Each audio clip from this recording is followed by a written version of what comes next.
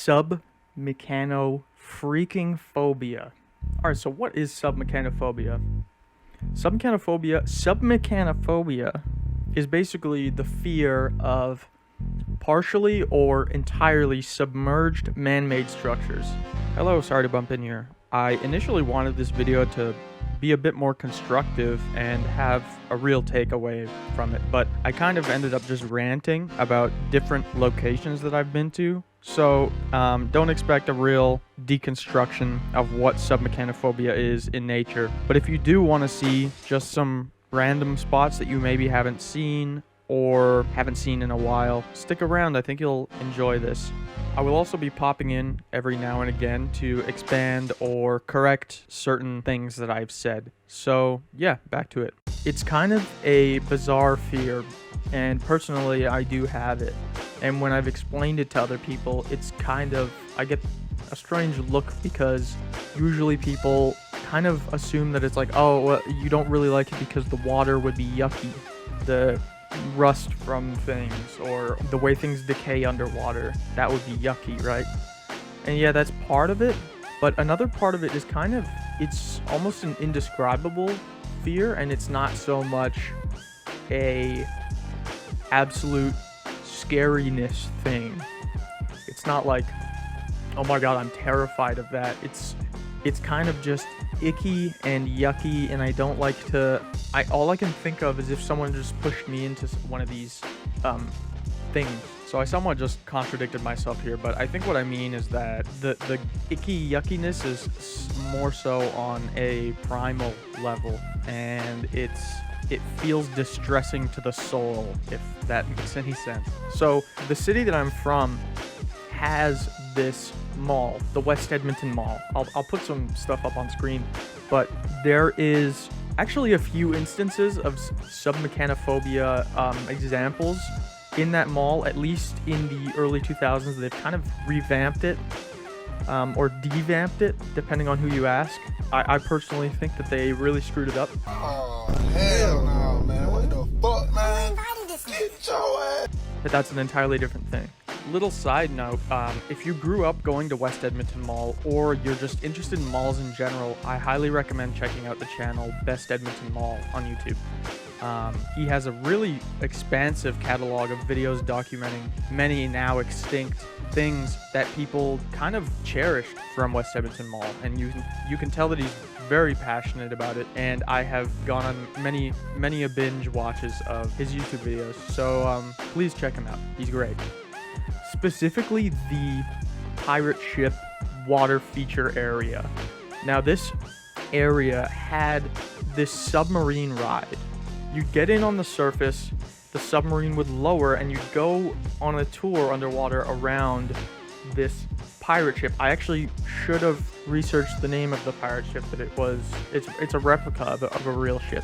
Anyways, I'm getting off track. Okay, you go underwater and there's various little fish tanks, and they have some sharks and stuff that you can look at.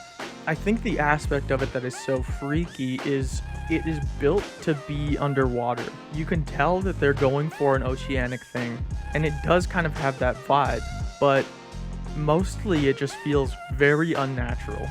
And I think that's probably one of the main parts of submechanophobia, is it's very unnatural, or it's kind of like the natural taking over the unnatural. You know what I'm saying?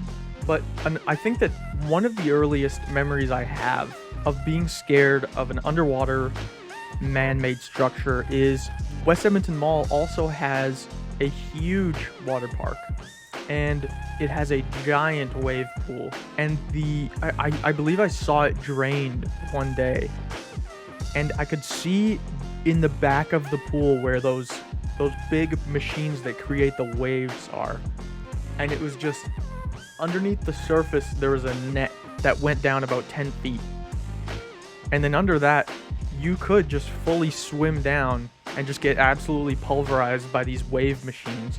Ever since then, I don't think every pool I've been to with a wave feature, you kind of, I don't know, that empty void space in the darkness where all the action is happening has always really freaked me out. I think that I'm probably not alone in that. there are plenty of water areas. There were plenty of water areas in West Edmonton Mall. Another part that was always a little freaky to me was in the old food court, there was essentially a lane down the very center of the food court with these pathways that kind of went across, and it was water all the way. And then there was just these little bridges going over this lane of water. And then there were little fountains shooting jets of water that arced over your head as you walked across. And there actually, I don't believe there was any railing on those bridges, and that always really freaked me out. And that mall is just chock full of things that I think planted the seed in my head as a kid that I never really directly addressed to myself. I think that it's kind of one of those things when you're younger where it's scary, and it's legitimately scary, and you almost don't even want to confront that, and you just want to, I mean, I'm a little kid, I'm at the mall, I want to go get like popcorn and like do laser tag at Galaxyland or something. So that actually leads me into the next part of this, which is submechanophobia and its relation to themed attractions. And I say themed attractions because I would say theme parks, but there are plenty of examples where it's just kind of one attraction, and it's not you don't need a whole park to have some of these examples. Anyways, specifically, I wonder how many times I've said specifically. In Disneyland, I remember being very young as well, looking, I believe we had just gotten off of Big Thunder Mountain Railroad. So, Big Thunder Mountain Railroad is it's partially a repurposed ride that Disneyland used to have. The Rainbow Ridge, what is it? What is it called? Mine Train Through Nature's Wonderland. That's the one. I never got to ride it. It closed in 1977, I believe. Way before I was born. But there is one specific part where the mine train goes over a river. I'll show a picture of it here. This exit from, I believe it was Crystal Cavern or Rainbow something. It's just a cave with the exit. Okay.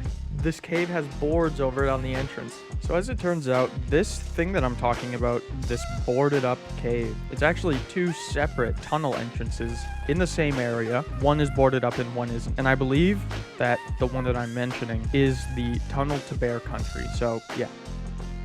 And they actually never took out the animatronics. Originally, there were bears with little trout in their mouth, and they would come up from the water, and the fish would flop in their mouth or something, and then they would go back down.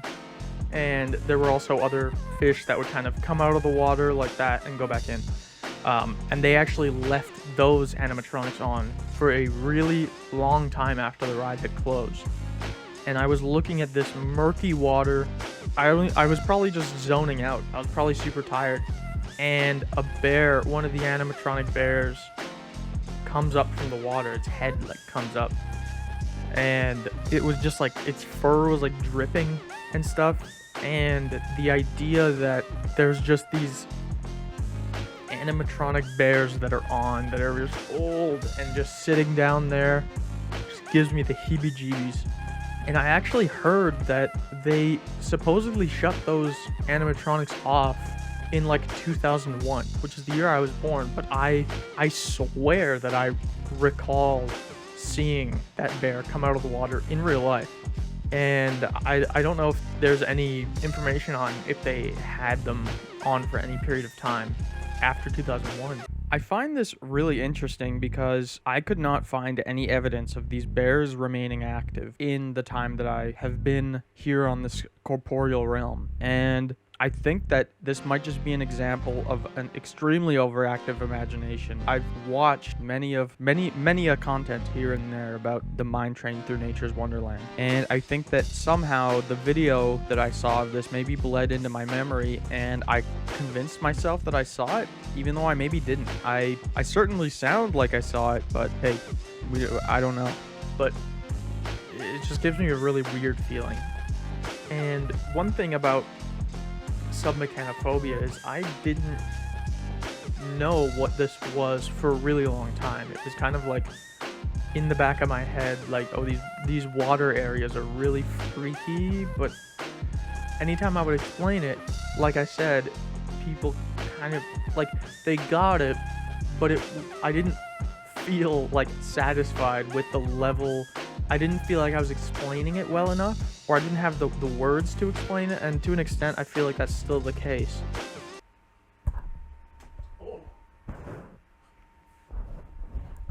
Sorry, everybody. I done sat down and bumped the mic with my tuchus. But also, yeah, that I do use that screen. I know what you're thinking. But where was I? Right. Okay, so I'm gonna give one last example of early submechanophobia vibes that are maybe the most potent that I can remember of all time. Surprisingly enough, it's the Pirates of the Caribbean ride in Disneyland, California. There's a specific moment in that ride where it's right before the ride really opens up and you see that pirate ship with the cannonballs shooting out and whatever. Right before you get to that opening, there is, I believe it goes right and left, but the track that you're on actually goes either way. And I'm assuming that's to accommodate like surplus ride cars.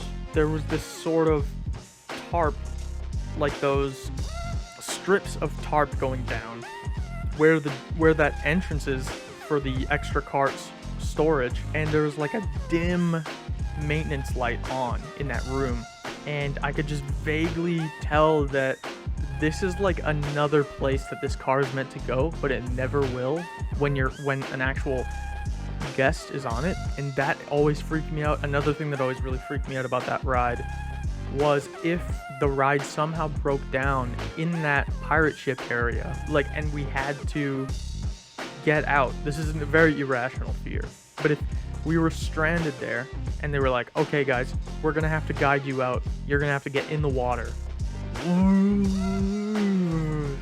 No siree, Bob. I do not like that idea at all. I'll sit and rot. Disassemble the damn ship while I'm on it. I don't give a damn. That water freaks me the hell out because there's those air cannons under there. There's track infrastructure. There's probably uneven ground. There's just tons of old calcified metal and just like, it just really grosses me out, but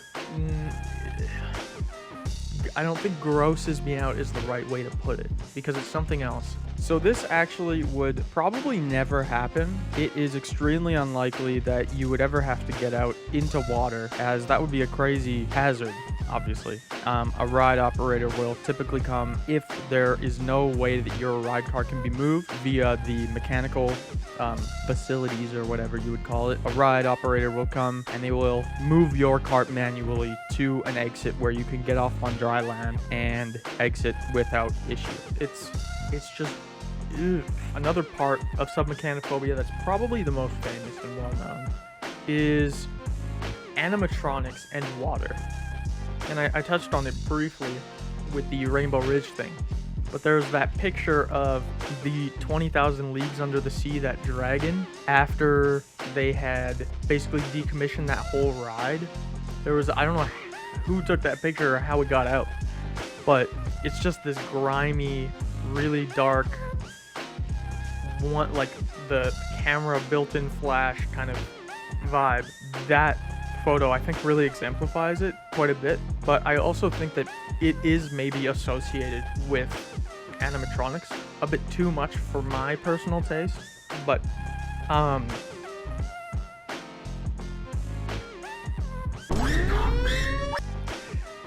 yeah, so my relationship with submechanophobia is very interesting because I believe only in the last few years have I really put a name to the face, you know, like I didn't know what it was called. And I actually, the last time that I was at, I believe, Disney World, I had taken pictures of submechanophobia adjacent type of locations. before I knew what this was, and all I knew was it kind of got under my skin. And I'll kind of put those up on the screen. And I'll kind of just flip through them. I believe the photo album, I named it Waterborne. And yeah, I just knew that the water aspect there was something off about it. Also, the mother flippin' ET ride at Universal Florida, that ET like glider thing. There's a portion of that where you go over the ET planet. I think that's what you're doing in the ride. But you go over, and it's like this strange, misshapen landscape. It's not that big, it's dark, and there's just colored lights all over, and there's little fountains and aliens, and there's like ponds, like man-made little pond things. And you go directly over them. And I tried desperately to get my phone out to take a picture, but I couldn't. I believe that's the last that I have to say about real life submechanophobia things. And I think I want to talk more now about my personal version of submechanophobia, because I think that people have different settings that freak them out more. Like an industrial setting would be really freaky. There's a few instances in Proper People videos, specifically that abandoned nuclear research center, or some sort of building, but it was a big like lead cavernous pool with just like water in it, and it was just so murky, and you could see the built up like salinity from the water like kind of on the walls of it. Dude, this is a really irrational fear. Another distinction is I think that there are kind of two like paths to go with submechanophobia, and there's buildings or things submerged via the ocean, whether it's like flooding or just rising sea levels, and these buildings are now submerged.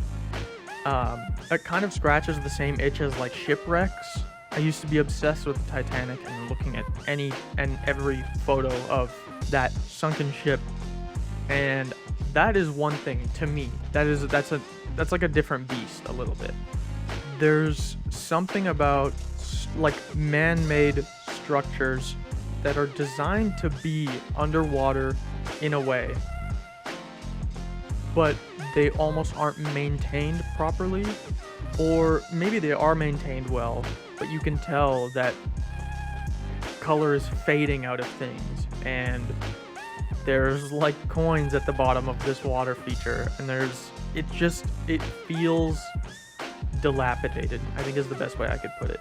And I have had submechanophobia nightmares for as long as I can remember.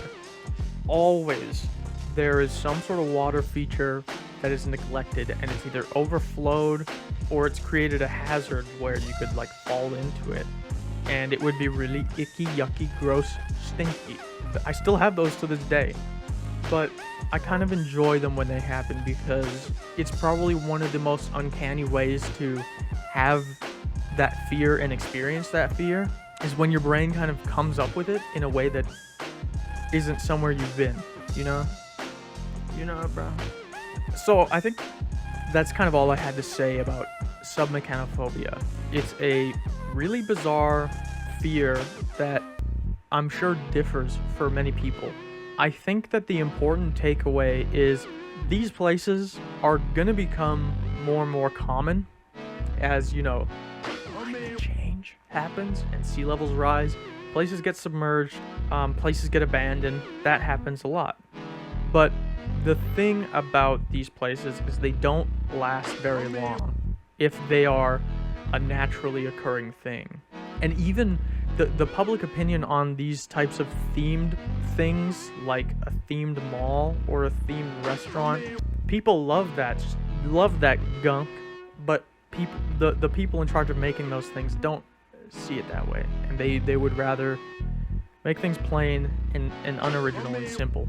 I think what's most important is, if you find these places and you find it interesting, just document it. Just take a bunch of pictures, take video, record what it sounds like there, the soundscape of it. Just enjoy these places. If they don't, as long as they don't freak you out too much. If you can, bring like a 2000s digital point and shoot and use the flash and get a real liminal picture if you want, if that's your cup of tea. I think that preserving these places is what is most important. Preserving that real nasty, real dirtiness, that gross yuckiness, that fear of the depths, you know? It's like, it really is a fear of the unknown. And also, if you're a germaphobe, I definitely could see why submechanophobia would probably go hand in hand with that. And I also think that thalassophobia kind of gets lumped in with submechanophobia. It's like submechanophobia is kind of like a subgenre of it, I think. I don't see submechanophobia talked about enough. And I think it's a really interesting phenomenon that some people just get and other people kind of don't. I think that's really all I had to say on the matter. Yes. Anyways, it's been your boy, Aromatherapy Jacoby, and we are just gonna cap it off right there. I hope you enjoyed. Actually, I don't give a rat's booty if you enjoyed. No one's watching this. Have a good day.